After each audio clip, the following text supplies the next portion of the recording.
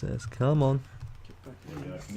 Come on, get in there. Fucking connect. Okay, and we're back. For those of you who just saw me lag out, I do apologize. My flatmate accidentally tripped over the Ethernet cable, unplugged the entire thing. We are back in. And so first and second ban coming out from Team Standard Strat, Mirana, as well as the Invoker.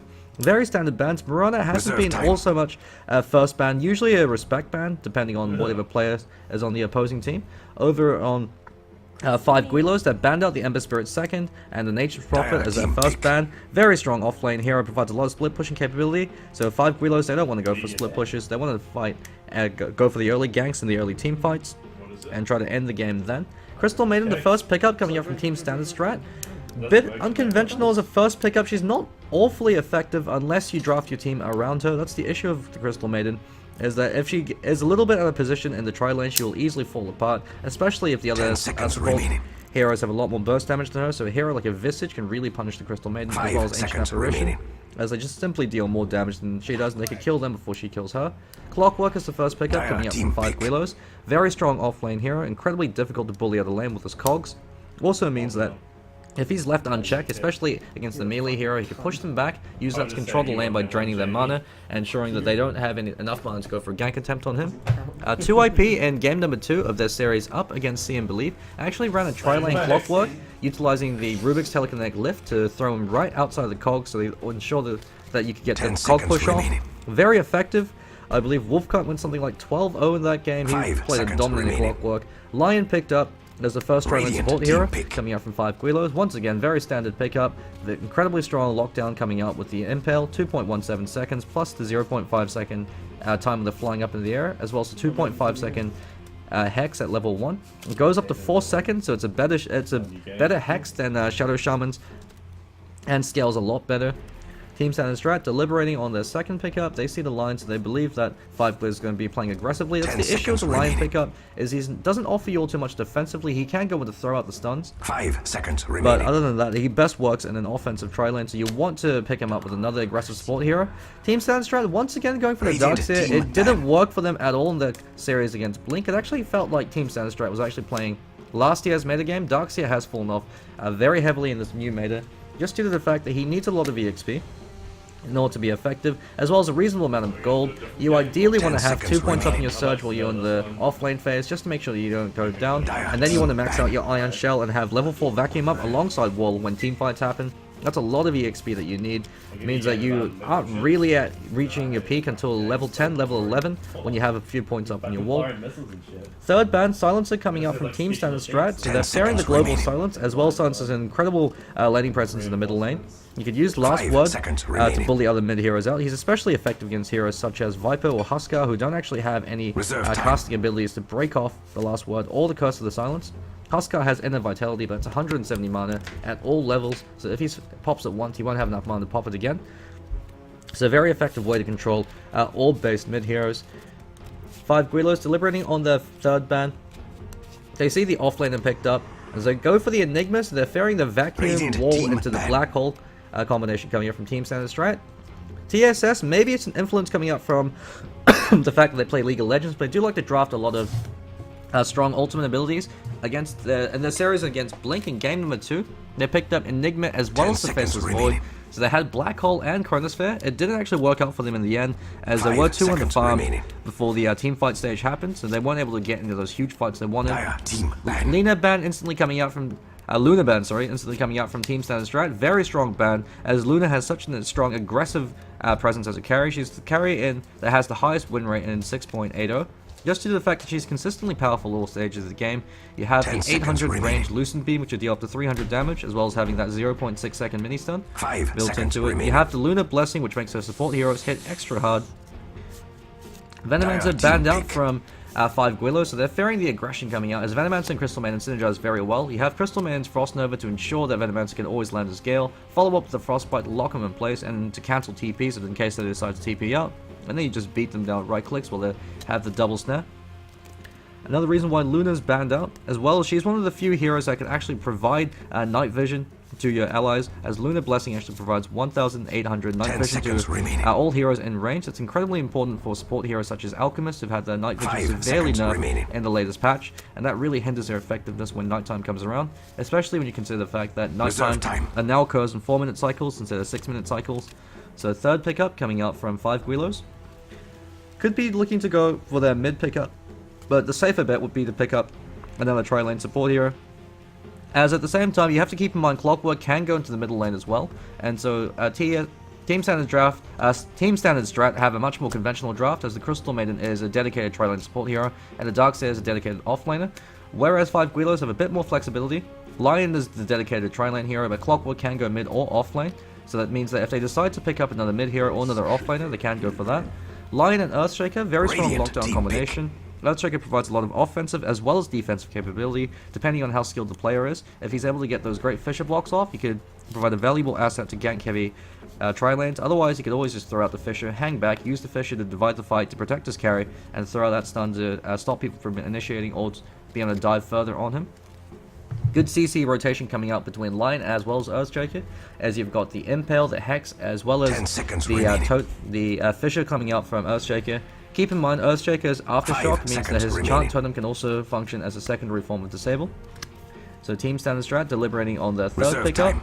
I believe one of their players, Birthroy, plays a pretty good Earthshaker, so they could have contemplated going for him himself, just because Echo Slam in conjunction with Vacuum and Wall is quite devastating.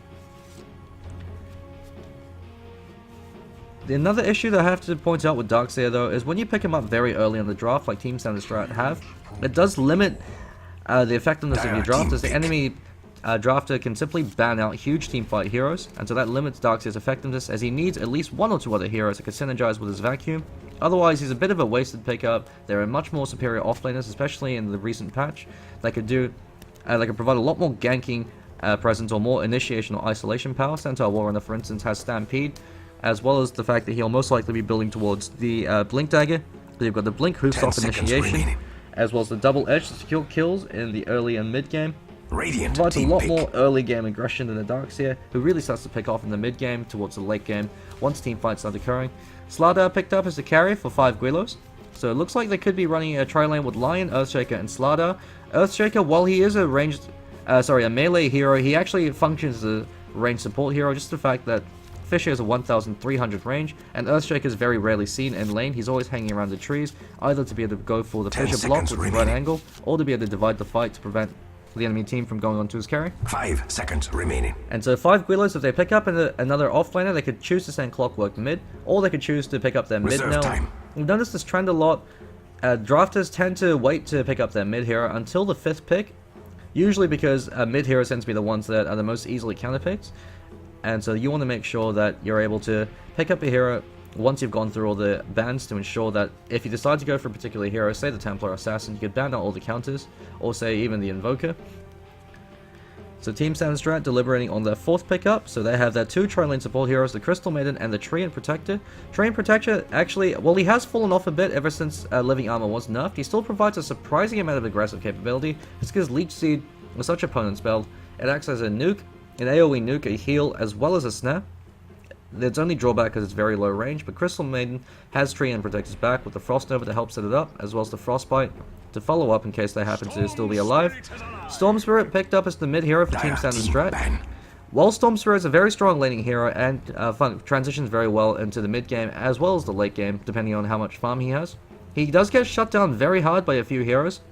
Namely heroes such as Puck, that outrange him and have much better lane control, as well as the fact that Puck can also phase shift Storm Spirit's Overload Harass, which is what he's entirely dependent on to win the middle lane. 5 seconds So the remaining. 4th pickup, the Storm Spirit, could actually be punished by 5 Gweilos if they do have a confident player who could play something Reserve like time. the Puck, or even Viper's another incredibly powerful counter. Faceless Void banned out, as Team Standard Strat have been known to go for that huge teamfight capability, and with the Overgrowth, the Vacuum into Wall, as well as the Chronosphere, that's a teamfight that you don't want to be walking into. So a very good ban coming out from them.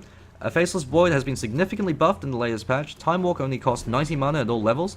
This means that 10 he actually gets seconds an extra remaining. leap off with his mana pool, as before with at 120 mana cost he'd only be able to get 5 1 or 2 seconds off, remaining. or if he threw out his Time Walk he'd just barely have enough mana for his Chronosphere.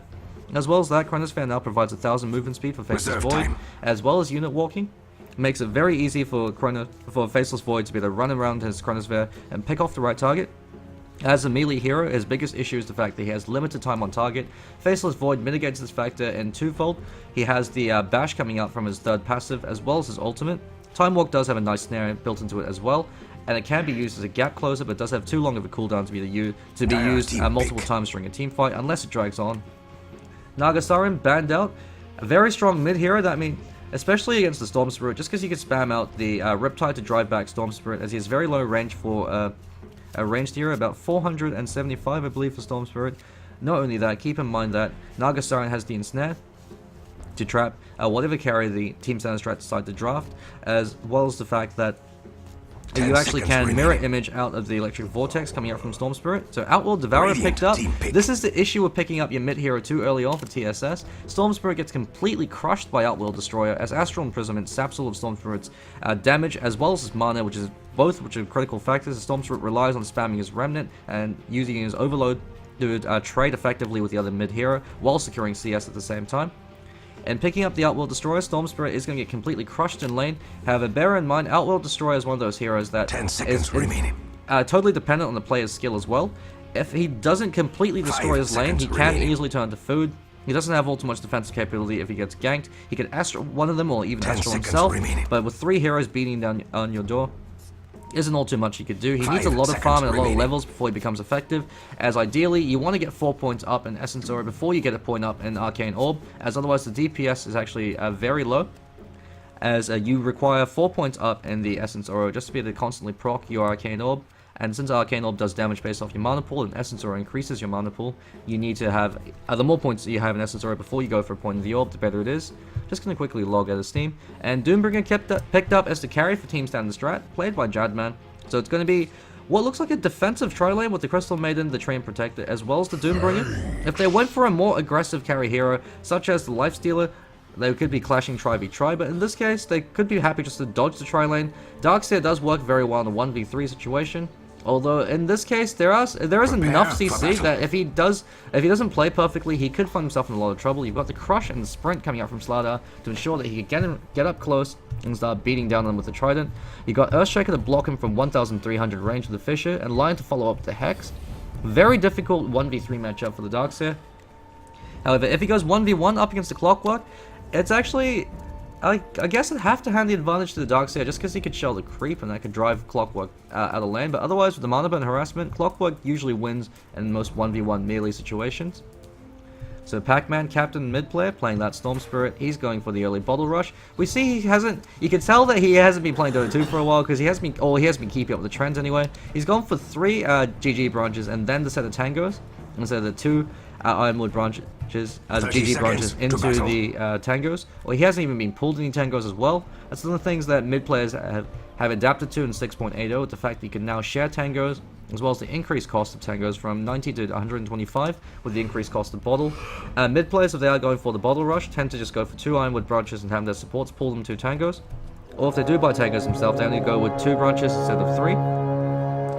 Could be indicative of the fact that these guys do play more League of Legends than they play Dota, so they might not be completely up to date with the trends. Level 1 Living Armor picked up, so indicative once again of a defensive tri-lane. If you're playing aggressively, you hold on to your skill point so that if you have an opportunity to throw out the Leech Seed, you can use that.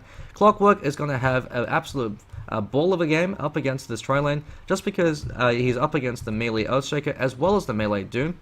And so with his cogs, he can push both of them back. Doombringer can't do anything to Clockwork outside of hitting him, unless he chooses to invest in a few early points of level death. That's not exactly recommended, just because it does so little damage at early levels of the game for so much mana, especially considering how Doombringer's biggest weakness in the early stages of the game is his highly limited mana pool. Melon Fury actually not playing as aggressively as I'd like him to do. He's not even going up for the Astral, letting Storm Spirit just take CS. Not too sure how I feel about this. He should be playing a lot more aggressively. He should be running up, getting those Astrals when he can. Every time Storm Spirit goes in for a last hit or for a deny, you Astral him so he misses it. That way you get ahead in EXP. That way you get ahead in denies. You have better base damage than the Storm Spirit once you start training Astrals. And superior animation as well. So I don't know why Pac-Man's been given so much from Melon Fury. This Outworld Destroyer pick might not be all too effective. He went for an Astral after he leveled up his Essence Aura, but the damage has already been done. Storm Spirit is beating him in terms of CS. He's got 3 denies though, so keep that in mind. Denies are more important in the early stages of the game. so maybe he might be able to start turning things around. But at any rate, Storm Spirit shouldn't have received any CS at all at level 1, as you could astral him to when he goes in for the CS, so you actually can't physically get it. Eats a static remnant to the face. That's a lot of damage he takes, 140 magic damage at level 1. The reason why it hurts so badly is the fact that you have to be in melee range for it to pop. Earthshaker actually disconnects, so quick pause coming out. So over in 5 Gweilos, we've got a stand-in Alpine Nomad who's playing their carry over up on the Slardar. Going for a point up from Crush, probably will be picking up Sprint at level 1. Lion being played by Rezu.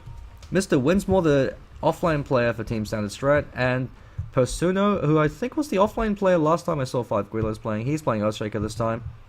Over in the bottom lane, Clockwork being played by Hobbs. He's actually called out by the Crystal Nova. So he's going to want to drop his cogs, but make sure he doesn't trap Jadman in with them, as Doom is very happy to just right-click Clockwork down. David Letterman, he's out of mana. He went for the very aggressive Crystal Maiden build, which I love to see. Frostbite, Frost Nova into Frostbite, or Bite into Nova. Choosing not to get the aura until he gets level 3. He even counted for this by picking up the Clarity. So he should be able to get it, possibly a kill attempt on Hobbs, unless he's able to land the Great Cogs and push him back. While that's happening, Treant Protector actually jungling. Jungling Treant Protector, I don't know if it's still relevant, if it's still a thing in the latest patch, but it used to be a bigger deal. Back when Living Armor was significantly stronger, now you need a lot more points in Living Armor before you get the same amount of charges you did before. Not the most effective use of the Treant Protector, but I guess since they know that they can't go for a kill attempt on Clockwork anyway, they might as well go for the greedier draft and enable Treant Protector to get his farm while he can. Crystal Maiden can also do that as well, and to leave Jadman alone against Hobbs, although you don't want to leave him alone for too long, just because Clockwork can easily bully Doombringer on the lane. With one cog pushback, he drains about a third of Doombringer's mana pool. Can effectively cripple him spins. He most likely will be going for the Max Devour build.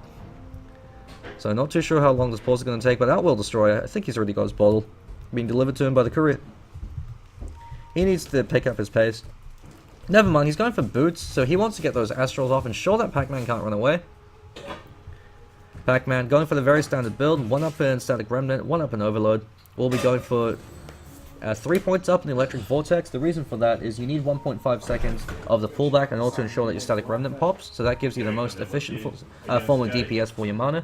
And then you pick up your ult at 6, and after that you max out your Overload, and then you max out your Remnant, and then finally you get your last point up in the Electric Vortex. That's the most mana efficient build for Storm Spirit. As with Storm Spirit, mana efficiency and optimization is key to playing the hero.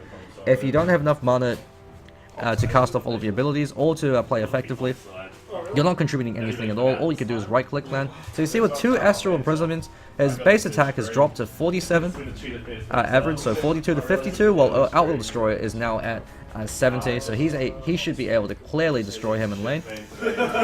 Would hope to see him not eat any more Static Remnants in the face though. So Earthshaker should be loading in shortly. While that's happening, over in the top lane, Mr. Winsmore actually hasn't casted an Ion Shell yet. He's just been hanging around.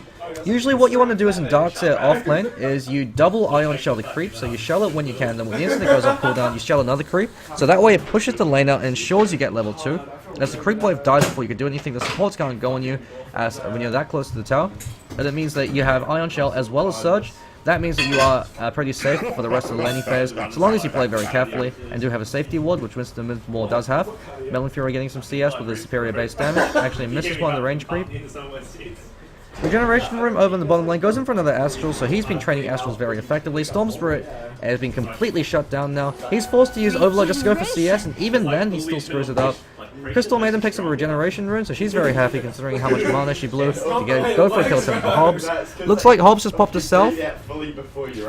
While that's happening over in the top lane, we see Earthshaker going for the stack, going for the pull. Impale flies out, actually misses on Mr. Winsmore, so a lot of wasted mana on Lion. You actually have to be very aware of your mana pool on Lion, as his abilities does cost a lot of mana. It's one of Lion's biggest drawbacks, as a lot of players tend to underestimate how much mana he goes through. Pac-Man, he's got his bottle, so he's able to pick up the Illusion Room, so it's going to give him a bit more sustainability, but he is already 1 level behind the Outworld Destroyer. Outworld Destroyer denying creeps, making sure to stay ahead in CS as well. Denies are incredibly important, but when the enemy hero is out of lane, there's no real point to deny unless you want to control the creep equilibrium.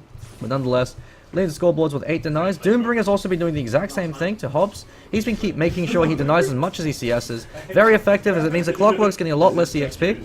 He's only getting 2/3 the amount of EXP you'd get for each creep instead of the full amount. It doesn't seem like much, but it stacks up very quickly, especially when you get your critical level 6 before he does. Rizua going in, throws out another Impale. Level 1 though, doesn't do all too much damage to Darkseer. Darkseer hasn't actually been using Iron Shell. There we go, that's the Iron Shell, so he's going to get some CS that way. He's at level 2, so he has Surge. So unless Earthshaker is able to get a perfect fissure block and trap him in so he can't run away, if he's called out of position, he could go down. If a first blood attempt does happen, it probably will be most likely to be over in the mid lane, as both the off lanes have been playing very safe. Mr. Winsmore has a safety ward, so I don't think he should be dying. He's got Surge to back himself away the instant he feels he's out of position. But while I say that, Earthshaker's coming around. If Persona gets a good block, and never mind, he screws it up. He blocks from the other side. That's the issue with the Earthshaker as a support hero. If you don't have a good Earthshaker player who can consistently land the right-angled blocks, he can be more of a hindrance than an asset. So that's why he serves better as a defensive support hero in that case, just because all you have to do is throw out the Fissure. So long as you don't block your carry in with the other enemy heroes, you should be fine. That's a lot easier to do than trying to land a perfect block. And it looks like Stormspirit is actually choosing to max Overload, not going for more points in Electric Vortex. The reason why you want to get 3 points up is to ensure that the Static Remnant pops, as Electric Vortex is a terrible CC spell otherwise, as you have to keep in mind it actually cuts your movement speed in half while you're pulling them in. And that debuff lasts for a few seconds afterwards. So only having a 1 second pull isn't going to be enough to pop off the Static Remnant, and it also means that you don't have enough CC rotation to be able to lock people down long enough to kill them. Maxing out the Overload, I guess in this case, is in reaction to the Outworld Destroyer constantly astraling him. He's going to use the Overload to actually go for CS, although we see him still miss one there. A few misplays coming up from Pac-Man. Outworld Destroyer picks up the Gloves of Haste, so he could be going for an early Midas, but most likely will be Treants. Although Outworld Destroyer, you don't really need Treants until the later stages of the game, until the mid game anyway, just because you're not really going to be going in for right clicks as your primary form of damage. You want to throw out a few orbs with the Astral and then use Sanity's Eclipse to get a quick kill. So 4-staff is actually a superior pickup on Outworld Destroyer, as you're going to be chasing them down and kiting them with your orb, as opposed to just straight up hitting them. It could be a Midas. He has been having a pretty good start. While I've been saying that though, Slardar, he's been farming away. By the fact that he's holding onto his gold, most likely will be him rushing a Blink Dagger. I agree with that item build, as that makes Slardar that much more aggressive as a hero. Slardar is a carry hero that relies on being able to pick up as many kills as he can during the early stages of the game. Rizua eating a lot of harassment from the Ion Shell. That's another thing you have to keep in mind when you're dealing with the Darkseer, is you gotta stay away from those creeps. If you accidentally draw a creep aggro without boots, the creeps actually move faster than you do. So you could be in for a lot of damage. Pac-Man rotating top, he has a regeneration room, but with only 351 mana, he's not going to be able to go for a gank attempt at all. Highly doubt if he does. He actually catches up with Persona, goes in. Where's the Hex? Hex flies out. Has the Shackle as well. Two-man crush coming up. Pac-Man's Ion Shelled up, but is almost out of mana. He had that regeneration rune, but his base mana pool is only 430. Slardar running forward a bit too far. Actually feeds first blood. Don't know why he was tanking the Ion Shell for so long. He should have backed away. The instant he saw that his support heroes were safe. Rizua comes in, he's going to take a fall as well. Sanity's Eclipse pop. Pac-Man destroys one more right click from Outworld Destroyer, then uses his bottle to be able to regenerate himself back to safety. Great plays coming out from Pac-Man. And Sanity's Eclipse wasted, as well as 2 kills going in favor of Team Standard Strat. Was questioning the effectiveness of the max overload build, but I guess Stormspirit made it work. Good plays coming out from him. You do have to keep in mind, Overload hurts a hell of a lot. It's plus 90 magic damage every time you cast a spell and throw out a right click. And you can just use his ult for a brief second, just give yourself the Overload buff. Hobbs wisely backing away, choosing to max out Rocket Flare over Battery Assault. I disagree with the skill build. You only go for a maxed out Rocket Flare build if you want to dodge fights as a team. You don't want to go for those early ganks or kills, and you're trying to prevent a huge amount of push coming out from the enemy team. Otherwise, max out Battery Assault, because that gives you solo kill power level 6. You can hook shot into an enemy hero, Battery Assault, trap them in the cogs, and then beat them down. It does a surprising amount of damage if it only hits one hero, similar to the Diabolical Edict. If you max out the Rocket Flare, it cripples your ganking capability, and a ganking hero that can't gank is effectively food. There isn't too much you could do. Looks like Doom was wasted on Clockwork, wasn't able to get a kill. Jabman just using it to push him back. Looks like he's got a Midas flying up to him, 7 minutes 30 seconds. Not the best Midas time, but not the worst. For a Doombringer, you'd like to see something like a 6-minute mech, or even a 5-minute mech, as you have that Devour to give you extra gold for every creep that you eat. Earthshaker, he's been level 2, he hasn't been all too effective. He went for one fissure block attempt on Mr. Winsmore, didn't wind up actually saving him. Died to the Storm Spirit, so Pac-Man made a great rotation, even though he had a limited mana pool.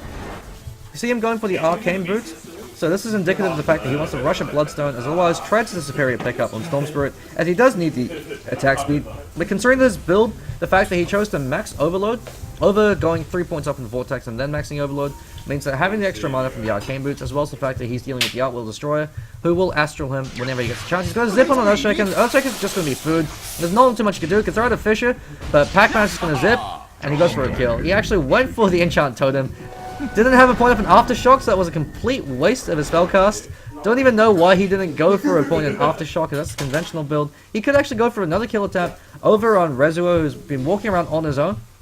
Lion is a very squishy hero in his called out position. That's why he has such a long CC duration on his spells. Just to make up for the fact he's incredibly squishy. So if he's called out position, he will fall very quickly. Pac-Man's hanging around, still invisible. With that Iron Shell up on him, you have to keep in mind an invisible hero that's Iron Shelled. You don't actually see the Iron Shell, so if you see yourself suddenly taking damage and there's a Darkseer around, you can assume that's an invisible hero that's been Iron Shelled. That's the thing you could do with Bounty Hunter. It's a thing that you used to do in public games in Dota 1, is you'd have a Bounty Hunter, he'd Shadow Walk, Darkseer with Iron Shell, and just walk around the enemy heroes, see if they even notice, and sometimes they wouldn't even notice until it was too late. You could go for a kill attempt then. Crystal Maiden going for a very standard build with 1 point up in the Arcane Aura that gives her all the mana regeneration she needs, maxing out the Crystal Nova as it gives her the highest amount of AoE damage, as well as increasing the stat duration. Frostbite scales pretty poorly. We see the amplified damage popped on Mr. Winsmore. That negates Darkseer's biggest strength, which is his incredibly high base armor. For whatever reason, for an intelligence hero, he has insanely high armor, but the amplified damage says no to that, so if he takes physical DPS, and while I say that, Pac-Man actually getting a solo kill up on the OD. I was talking about how the Outworld Destroyer defeats Storm Spirit, but he's reliant on completely destroying him in lane. For whatever reason, the Outworld Destroyer didn't play aggressive enough, didn't deny enough, and wasn't able to control Pac-Man. Although you do have to keep in mind, he did get 2 kills over in the top lane, so that did help him out. That rotation to the top lane meant that he was able to pick up lead. But what happens, he's actually caught out in the cogs as well as the hook shot, but it's a Storm Spirit with mana. I don't know what Hobbs was thinking, maybe it was a bit of a panic moment. He does secure the illusion rune, so he wastes a level 1 hook shot to get a rune. He's also choosing to continue to max out Rocket Flare and went for Treads, really questioning the effectiveness of his Clockwork. Outworld Destroyer went for Treads. He's picked up a point over in the Arcane Orb, choosing not to max out the Astral Imprisonment, which is very surprising, as the reason why you max out the Astral Imprisonment is it gives you 10 intelligence per time that you cast it, so that means if you're especially over in the mid lane and cast it once or twice, you have enough intelligence now to be able to get a kill with 1-2 right clicks, and you can follow up the Sanity's Eclipse, and that's an easy kill. A Sanity's Eclipse is entirely based off your intelligence compared to the enemies. If your intelligence is higher, you deal 7 times that amount, the difference, as well as burning off all their mana, or about 75% of it. So that's why Outworld Destroyer is so reliant on maxing out that Astral Imprisonment. The early point up in the Arcane Orb is effective. I guess it does give him a little bit of DPS, but he loses out a lot of his lane controlling capabilities as well as a lot of his ganking power. Slardar has picked up his Blink Dagger. He did take a fall over to Storm Spirit. I don't know why he continued to chase. His support heroes had backed away, so it could have been a bit of miscommunication coming out from them. Mr. Winsmore, very cheeky plays coming out from the Darkseer. Keep in mind that when the support heroes stack their camps, all you have to do is Iron Shell one of them. You usually want to shell the weakest creep, so that way he kills the bigger ones. 3 golden EXP coming up from him. Darkseer hasn't been punished at all. He's been having an absolute ball of a time. Doom has been dropped. I think it dropped over on Clockwork. Wasn't enough to secure the kill on Hobbs, and looks like he might take a fall to Melon Fury. Never mind, Frostbite, he turns back in and walks up, feeding himself to the Outworld Destroyer. I don't know what the hell that was. That must have been a misplay, because there's no reason why he should have turned around and fed a kill. He was in the clear. Crystal Maiden walked in and saved his ass with the Frostbite, but you can't help everybody in. You can lead a horse to water, but you can't make him drink. I guess that same rule applies to Dota. Winsmore hanging around. Looks like he's going to go for the Vanguard as his first item. Very, very outdated build. That's a TI2 build. You don't see that anymore, and for good reason. If you go for a Vanguard, get it by 8 minutes. Blink Crush, Finger of Death. As long as the amplified damage, it's going to be a kill. Lion steals it with a cheeky right click. And Darkseer's Vanguard just got delayed a bit further. The reason why you used to go Vanguard on Darkseer is if you were having an absolute ball of a time, you could pick it up for 8 minutes. It meant that if you were going 1v1, you could just dive the tower and kill them with the Ion Shell Harassment. Otherwise, Vanguard on Darkseer is a pretty terrible pickup. Mechanism gives you more EHP for a slightly increased cost, but also provides that HP to the rest of your team as well. So it's a superior pickup over Vanguard. Would have really liked to see a mech, as it saves the Treant Protector as well as the Crystal Maiden for going for the mech. Speaking of Treant Protector, he hasn't actually been shelling. I have noticed he didn't living armor the Doom there. He could have saved Doom's life. Doombringer runs in with the Surge, actually gets a free kill on Persona, who just sat there. I don't know what the hell he was doing. He could have run away, at least thrown out a Fissure. Alpine Nomad's gonna take a fall. Sandy's Eclipse drop. But he hadn't stolen enough intelligence for it to be effective. He might be taking a fall now. Slardar actually runs away, but Melon Fury taking a lot of damage. Pac-Man zipping and zapping, and that level death from Doom securing a triple kill. Actually, Doom's going for a fighting build. This is a very old school build coming up from Dota 1. Back in the day when Devour was in effect, wasn't as good as it is now. Doombringers would actually completely skip Devour, choose to max out Scorched Earth and Level Death, and utilize that to play that early ganking role. You go for the Arcane Boots. Level Death actually is a surprising amount of damage, especially back in Dota 1 before it was changed.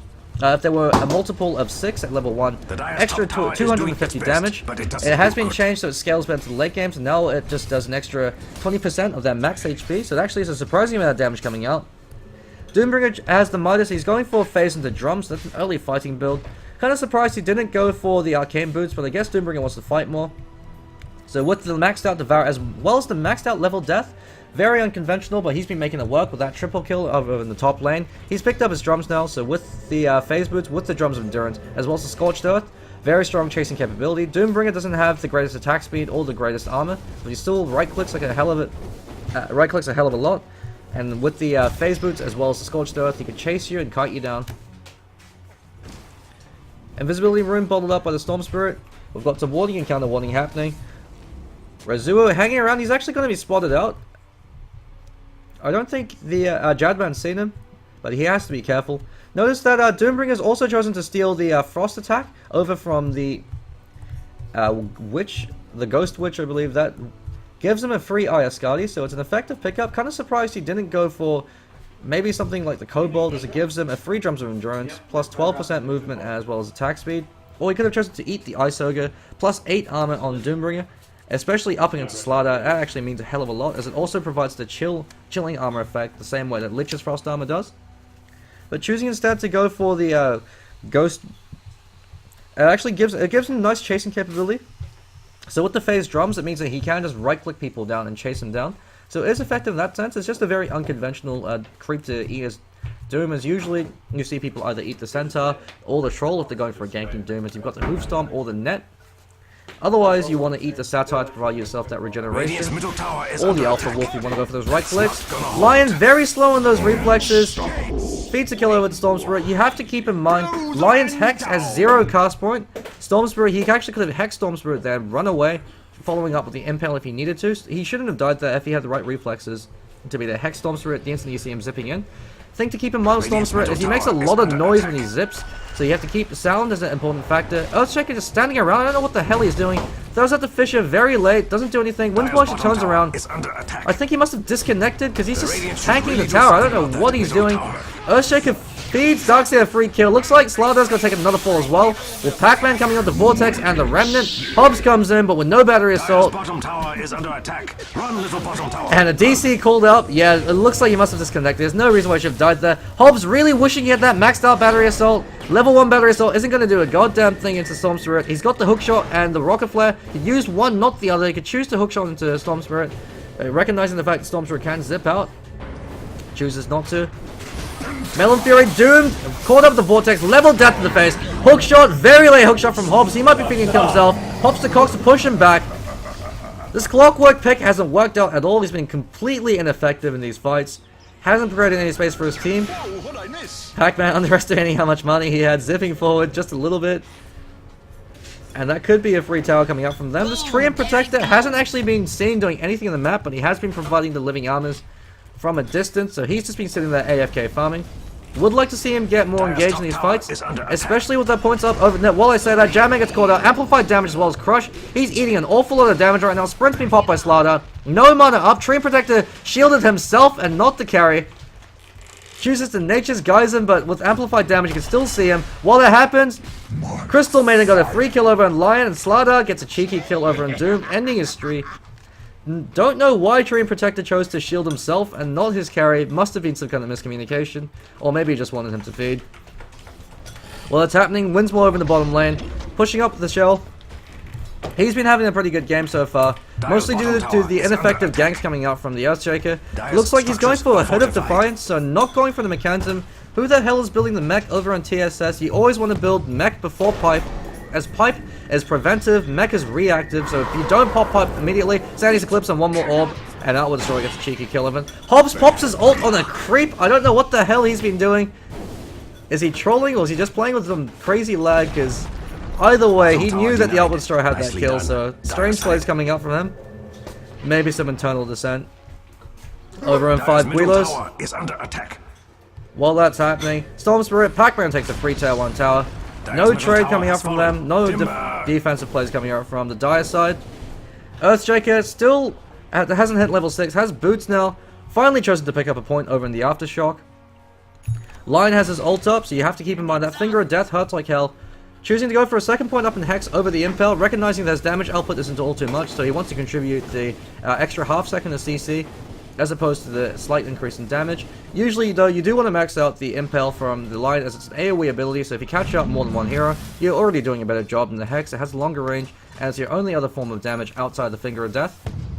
Tranquil Boots picked up on the Crystal Maiden. She's been having a pretty good game, providing a lot of space for her team. Crystal Maiden is an enabler for the rest of your team. You have the Frost Nova to enable your other support hero that usually has a shorter range, but stronger CC capabilities to be able to move in and set up. You have your Frostbite to lock people in place to enable your other heroes to be able to get the kill, and you have your Arcane Aura to ensure that you can keep doing that over and over again. Hobbs hanging around. He has his ultimate up. He wants to make up for the last ultimate that he completely whiffed. Melon Fury goes in for the Astral Imprisonment. But while I say all this, Hookshot misses once again. Clockwork playing terribly. That couldn't even be some miscommunication. You don't know, maybe he underestimated the amount of time the Astral Imprisonment took. While I say that, Pac-Man zips in. Jadman's been called out with the Impale. Rizu is going to take a ball into level depth to the face. Melon Fury called out with Doom, as well as the Freezing Field. David Letterman doing a shit ton of damage over the Outworld Destroyer. Earthshaker goes in for the huge Echo Slam, but takes the fall. Slardar blinks in with a crush, but he's 1 against 3. Jadman's still alive. Pac-Man's still hanging around. Hobbs still hanging in the fight. He's got no mana, so he cogs himself in. Maybe he's doing the sacrificial play to ensure the Slardar gets to safety. Slardar TP's on home. So it looks like his gambit worked. Jadman gets a few right clicks in. But he actually chose to eat the Satire. So he has the Purge. Cogs pushes him back. Looks like Hobbs is going to be fine. Interesting to note that the Doombringer chose to eat the Satire, considering the fact that the Purge is very effective, but it drains a hell of a lot of mana, especially when you're going for the level death build. Should have actually chosen to stick with the Ghost. Or most likely, would have been better if you chose to eat the Kobold Taskmaster, as it provides a free Drums of Endurance aura to the rest of your team. 12% movement speed and attack speed, very effective. Especially when you're going for a chasing build like the way Doom is. He's going for a BKB, just picked up a casual plate mail, just to counteract Slardar's level 1 amplified damage. That's how rich this Doombringer is. Checking net worth, he's got the net worth of Slardar as well as Outworld Destroyer combined. The Crystal Maiden has more net worth than the Earthshaker as well as the Lion combined, so she's having a ball of a time. Darkseer picks up an Arcane Boots, so it's just a casual Hood of Defiance. Didn't even go for the upgrade into Pipe. Very questionable build over in the Darkseer. You want to get a mech for your team. The reason why you get mech before Pipe is preventive, so if you don't pop it before you take damage, it doesn't provide any utility to your team, whereas the mech, so long as the enemy heroes, your heroes are still alive, you can pop the mech after they've initiated and thrown the spells on you, so you have that extra 250 buffer of HP. So the way to look at it, I guess the best analogy I could come up with is the fact that a pipe is like a condom, you have to put it on before you do anything, otherwise it's completely useless. A mech is like the emergency contraceptive pill. If you do happen to screw up, if you get jumped on, you can use it, save yourself a baby. That's the reason why I go mech before Pipe. Not only that, Pipe is also 1.3k more expensive than the mechanism, so it's more gold you'll... Flatmates contribution, just saying, just pull out.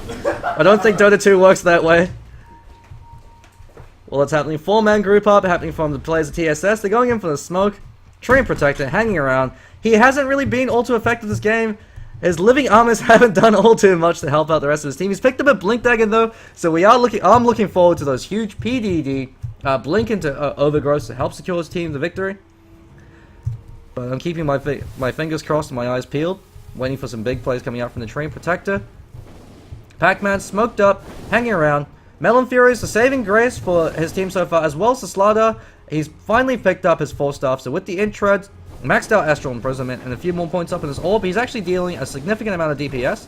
It's just the fact that he's too goddamn squishy right now. If he gets locked down or called out by any of the heroes on the Radiant side, especially a Pac-Man zipping in, if he's unable to Astral him in time, he can take a fall. And keep in mind, Storm Spirit can cast abilities and use items and even attack while he's zipping. So if you're good in the Storm Spirit, if you're against a hero that can immediately hex you or pop a BKB, instead of going for the overload, which you usually want to do for mana as well as damage efficiency, you can just choose to vortex them while you're zipping in to lock them down, prevent them from doing that. That's why Orc the Malevolence is such a great pickup over in the Storm Spirit, as while you're zipping towards them, you can silence them. While that's happening, Persona called out, purged up, Leech Seeded, drops the Echo Slam. This could actually be a turnaround fight. Sanity's Clip drops, does a lot of damage. Overgrowth pop, catches out 3. Doom is dropped over on Melon Fury. He's going to take a fall. Finger of Death comes out. Hobbs hook shots in, catches out 2 in the cogs. Slardar crushes 2. What's happening? Ion Shell, Doombringer with BKB. He's duking out. He doesn't give it, goddamn. Pac-Man comes in, gets the Electric Vortex. Hobbs does get a triple kill, but he takes a fall. Ultra kill over on Jadman. That 10-second BKB, the Ion Shell, as well as the right-click power coming out from the Doombringer with his build, with the phase drums as well as the Midas. He's actually contributing a significant amount of physical DPS. And they take a fall. Earthshaker actually respawns because he died so early in the fight, and he's so underleveled. He's able to jump right back in. Very surprised that Doombringer didn't go for the Arcane Boots, considering he chose to max out level Death, as that enabled him to spam his abilities. But I suppose with the early drums pickup, the stats it provides gives him a free level Death. And he has been conserving his mana fairly. He's been using his mana fairly effectively. Level 15 Doombringer has net worth of Slardar, Outworld Destroyer, and almost the Clockwork combined. A lot of gold on him. Will be interesting to see if he chooses to go for the Shiva's Guard, which would completely alleviate all of his mana issues, or if he chooses to go for the Assault Cuirass, which makes him carry better. Both of them are great pickups on Doombringer. In this case, picking up the Shiva's Guard might actually be a very good idea, as it also gives you another AoE nuke against the low-leveled and very squishy support heroes over on the Dire side, as well as that 40% snare coming out from the Frost Blast. Pretty handy pickup for Doombringer. Also, you can yell out Fire and Ice when you pop your Scorched Earth, run in, and then pop your Shiva's Guard. So good song, Game of Thrones reference to chip in. Hobbs copying damage from the Ion Shell. He's finally maxed out his Battery Assault. From the way, since he's picked up a Staff of Wizardry, most likely going for the 4-staff. Incredibly good pickup on Clockwork. I believe Bulba was the one that started that trend, just because you could use it to hookshot into a melee carry such as a Sven, which was the trending carry back in the DreamHack. Post TI2 DreamHack winter, when Sven and Magnus used to be the go-to combination, is you hookshot yourself in, trap Sven in the cogs, and then 4-staff yourself out. So he's stuck there for 8 seconds, unless he's able to break down the cogs, which he can, but that means that he's wasting time and wasting his BKB duration, sitting there, hitting the cogs when he could be hitting the rest of your team. Great way to isolate and control melee heroes. So he could use that against the Doom. He could also use it to position himself to use the cogs for the pushback, to burn off the mana and HP of the enemy heroes, as well as to provide that 1 second CC. So he's finished his 4-staff with that triple kill. Pac-Man's invisible, hanging around, wants to get a kill over on either Hobbs or the Lion, depending on which one reveals himself first. Earthshaker coming in, hanging around for the side. Blink, as well as the Overgrowth, catches out 2. Cogs immediately dropped. No idea why he didn't 4-staff. He still could have 4-staff. 4-staffed himself now, but in the wrong direction. He's going to take a fall.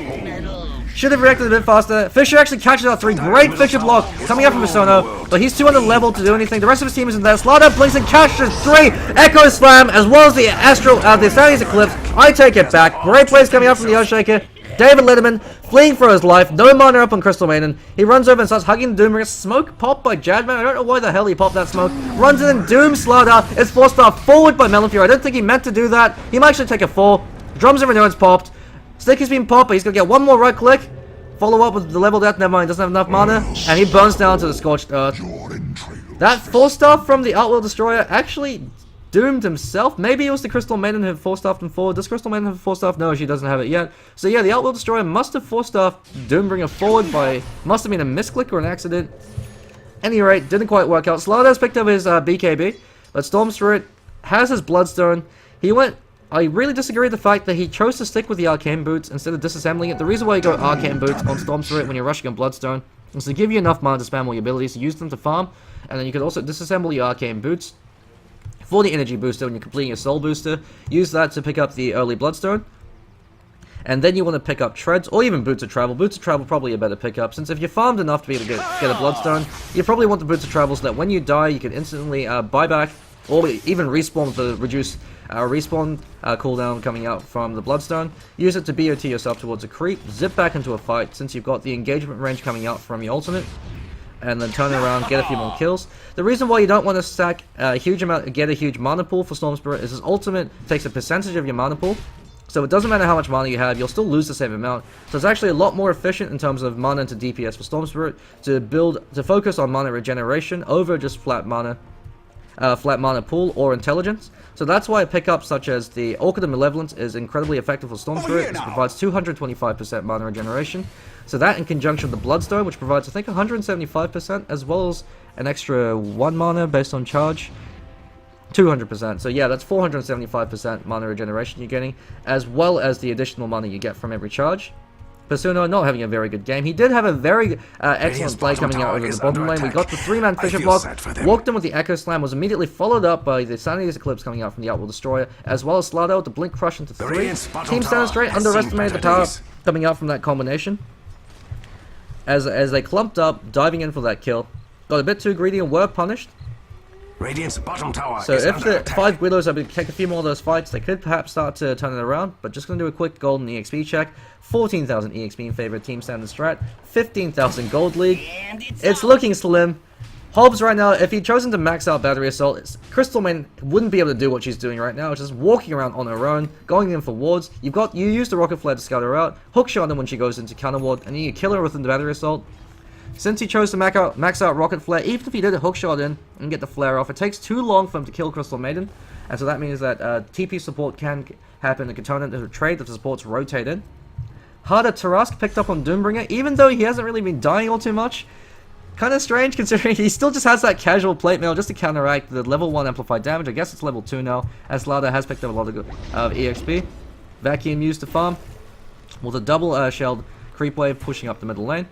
BKB up on Slardar, so he's actually outputting a significant amount of damage, as you have to keep in mind the only physical DPS coming out from the Radiant side is Doombringer, and while he does hit very hard, since he has such terrible agility growth, he's not hitting all too fast. He's hitting at 1 attack per second, which isn't too bad. That's mostly the drums of endurance providing the attack speed as well as the stats for him to do that, and since he's so high leveled, you see right now, level 17, only has 38 agility. That's the reason why Assault Cuirass is a great pickup on the carry Doombringer, as it resolves his 2 biggest weaknesses as a carry hero: A, his lack of armor, and B, his lack of attack speed. So the Assault Cuirass, when you eat an Alpha Wolf, you're actually hitting very hard, because you've got that free inbuilt damage aura as well as the inbuilt crit. Very effective way to output damage to Doombringer. Just going to take a quick break and grab a quick drink of water. I'll be right back.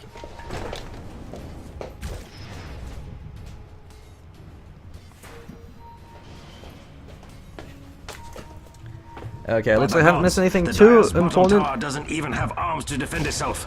Actually, Hobbs has gone way too far in. He could actually be caught out with an Overgrowth. Jadman's caught inside the cogs. Overgrowth pops. Hobbs second fall. Outworld Destroyer is doomed. Great timing from TSS, it looks like. Backman zips in for the kill. Brazuo way behind enemy lines. Gets a Hex on the Crystal Maiden. The Crystal Maiden's the wrong target on the Hex. Echo Slam flies out. Catches 2, but Jadman doesn't give it down with the hard Thrust. Crush actually catches 4, but Mr. Windswall beating on Slardar. Even though he's BKB, he can't deal with the sheer amount of right clicks coming out from 4 heroes. He gets a kill of the Crystal Maiden, but that's a 1 for 5. Crystal Maiden's more than happy to sacrifice her life for an entire team wipe, and that could be a tier 3 and perhaps even a Rax. As it looks like TSS too far ahead at this point. Doombringer looks like he's going for the Assault Cuirass. 8 the Alpha Wolf. Got those 500 damage crits coming out. Was able to slap Slardar silly with his flaming sword.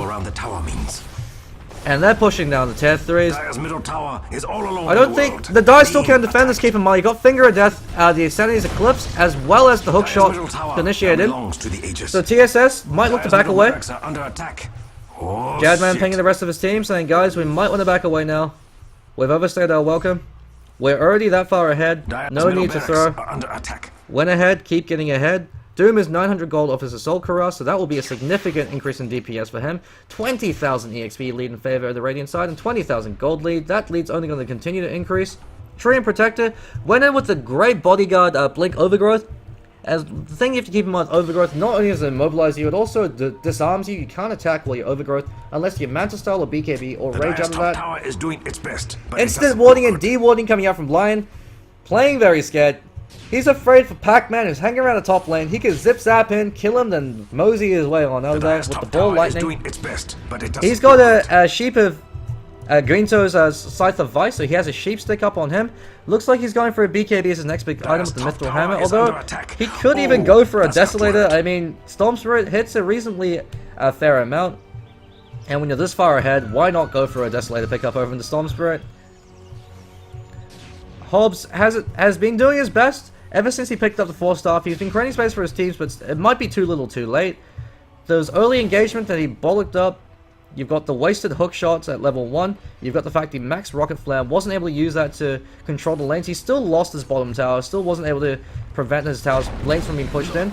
And you see Pac-Man able to take a free tower, no Blink Crush coming out from Slardar, just because he knows that the instant he does that, he's not going to be able to kill Clockwork in that time, he can just zip zap out of there. Reason why Storm Spirit is such a pain in the ass to deal with is once he gets enough farm, he just reaches a point where it's virtually unkillable. As with that Bloodzone, 34.2 mana regeneration per second.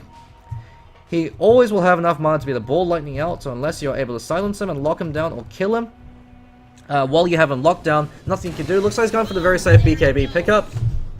Assault Cuirass finished over on the Doombringer, so he's incredibly fat. We could even see something like a Blink Dagger picked up on him, but since he's already stacked out, could even decide to sell his Hand of Midas or his drums, pick up something like an Abyssal Blade, use it to give him that extra form of lockdown as well as the additional damage. As the thing with Doombringer as a hard carry is since you have the Alpha Wolf providing you both the free crit and the free damage aura, your usual carry item of Daedalus doesn't really work out in this case. Doombringer doesn't want to build a butterfly because he's not an agility hero, so he's not getting all too much damage from it. Heaven's Halbert's a not too bad pickup on him, but it's not an effective carry item. While that happens, Storm Spirit actually gets called out and picked off. 4-man gank, but they're able to pull it off without using any of the rolls. Very impressive. I don't know what Storm Spirit did to take a fall there. Jadman, TSS is going to take a fall with the Hobbs coming in with the hook shot. 1-man crush, pops his BKB, wall's being popped, no vacuum, so he takes a fall to Slardar, able to right click him down. Melon Fury walks in a bit too late to the party, gets doomed for being late. This is why you always RSVP on time, and he falls to the Scorched Earth damage. Darkseer didn't use his vacuum there, maybe he used it to get a kill earlier before he died. Not too sure what happened. He's finished his pipe now. He's got that Mystic Staff, so he could be building towards a Sheepstick of his own, or going for a Shiva's Guard. Both are good pickups on the Darkseer. Shiva's Guard might actually be a pretty good pickup, as it makes him more survivable against the Slardar with the amplified damage. It also gives him that negative attack speed aura, which is very significant against the two non-agility carries over in the Dice side. And my god, Jadman just smacks Earthshaker to the ground. Slardar thinks about going in, then sees Birthroy and backs away. It's a giant-ass tree that also walks and can punch you down. That's something to be afraid of. But since Outworld Destroyer and Slardar don't have the highest agility gain, they have, I believe, like pretty average agility gain, but since they're not going to be building agility carry items such as the Manstell, the Yasha, the Butterfly, their attack speed is highly limited. That's one of the reasons why they tend to fall off as pure hard carries. There's excellent semi carries, not amazing hard carries, because a pickup like Shiva's Guard drops their attack speed like 40, and that's very significant on a non-agility carry. Since you don't have Nyx's Rage. Jadman called out. Sandy's clip dropped on 2. Birthright blinks with the Overgrowth. Bodyguarding Jadman. He's able to stay alive. Pop his BKB. Turn around. Starts slapping up a Storm. Chasing away. Melon Fury is forced to use the 4-staff to stay alive. His BKB wears off though, so he's caught a bit out of position. Pursuno takes one right click and almost loses all his HP. Lion's gonna take a fall. One more right click, but the Fisher comes out. Keeps him alive. Hobbs throws out a Rocket Flare. Just scratches to him. Makes him angrier. Astral Imprisonment. Outworld Destroyer says, that's it, that's a timeout. Go with the Snickers, you're acting like a dick. Pac-Man, too little mana to re-engage, he's forced to back away. But while that's happening, Dyer's melee relics over in the top lane, and the bottom lane takes the fall, and the middle lane's being attacked by creeps, and the top lane, tier 3 tower takes a lot of damage. So while they are able to successfully defend and get one kill, they aren't able to defend their racks. Actually, 2 lanes of racks falling now. Doombringer just walks and smacks it down. He's too tanky to take a fall, and GG called 36 minutes and 18 seconds into the Dyer's middle game. barracks. Team Dyer's Standard middle Strat barracks take a shall very be remembered. convincing game 1 victory up against 5 Gweilos at 34 for 17. A lot of misplays and bad decision making coming up from 5 Gweilos. Radiant victory. But nonetheless, a Achievement pretty good for game. Team Standard Strat was doubting the Pac-Man's build, maxing out Overload, but he made it work. Would have liked to see a lot more aggression coming up from the Outworld Destroyer, or even some rotational ganks with the Earthshaker, as well as the Lion, as Storm Spirit's a very easy hero to gank. Wasted a lot of time, tried to kill the Darkseer, who they never succeeded in killing. And in the end, Doombringer was able to get 2 fat. Pac-Man, with that early rotation top, getting those 2 kills, really made him much more effective as a mid-hero than the Outworld Destroyer. And the Earthshaker and Clockwork weren't able to accomplish all too much until the later half of the game, but by that point, it was too little too late. So we're just going to take a quick break. I believe Pac-Man said that Team Standard Strat have to take a 45-minute break before game number 2, as one of the players has to Skype with his family back in Australia, or something along those lines. So at any rate, I will make another post to update you guys for when game number 2 will be happening, so stay tuned for more Dota.